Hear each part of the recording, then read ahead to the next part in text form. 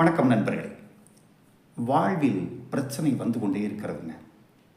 இப்போ நீங்கள் பேசுகிறீங்கள, நீங்கள் கூட ஒரு பிரச்சனை சார் சொல்கிறோம். ஒவ்வொருவருக்கும் ஒவ்வொரு வகையான பிரச்சனை.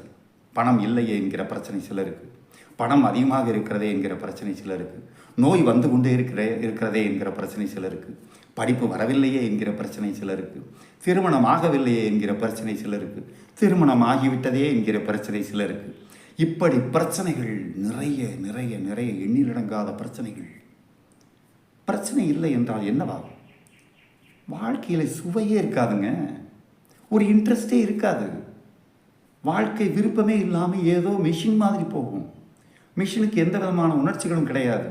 சுவிட்சை போடுறோம் ஓடும், சுவிட்சை திரும்ப ஆஃப் பண்ணுறோம் நின்றுடும். இதை போல வாழ்க்கையில் பிரச்சனை இல்லை என்றால் வாழ்க்கையே இல்லை. கடவுள் நீ நல்லவன் தானா, நீ சரியானவன் தானா என்று சோதிப்பதற்காக உனக்கு பிரச்சனைகளை கொடுத்து கொண்டே இருக்கிறார். பிரச்சனைகளை கொடுத்து கொண்டே இருந்தால்தான் அவர் கடவுள். அந்த பிரச்சனையிலிருந்து எப்படி மீண்டு வருவது என்கிற வைராக்கியமும் பெரியோருடைய அனுபவத்தையும் சேர்த்து கொண்டால் நாம் வெற்றி பெறலாம்.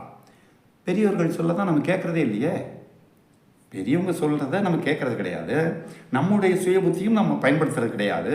அப்போ பிரச்சனைகளுக்கு தீர்வு நம்மிடம்தான் இருக்கிறது. அந்த பிரச்சனை தானாகவே முடியட்டும்னு பேசாமல் விட்டுடலாம். இது ஒன்று. இன்னொன்று, நம்ம கையில் எதுவுமே இல்லை, பகவான் பார்த்துக்குவான்னு பேசாமல் அவர்கிட்ட சரணடைஞ்சிடலாம். இது ஒன்று. அதே இரண்டாவது பிரச்சனை. மூணாவது, அந்த பிரச்சனைக்குள் நுழைந்து அது சரியோ தவறோ மோதி பார்த்து விடலாம் என்று முடிவு செய்யலாம். இது மூன்று. இந்த மூன்றாவது விஷயத்தில் இறங்குபவர்கள் தான் இதுவரை வெற்றி பெற்றிருக்கிறார்கள். நீங்கள் வெற்றியாளராக மாற வேண்டுமா? ஒரே வழிதான். எந்த பிரச்சனையாக இருந்தாலும் சரி, துணிந்து இறங்குங்கள், மோதி பாருங்கள். வெற்றியோ தோல்வியோ மீண்டும் இறங்கி பார்ப்போம், கண்டிப்பாக ஜெயிப்போம். வெற்றி பெற வாழ்த்துகிறேன். வணக்கம். மீண்டும் சந்திப்போம்.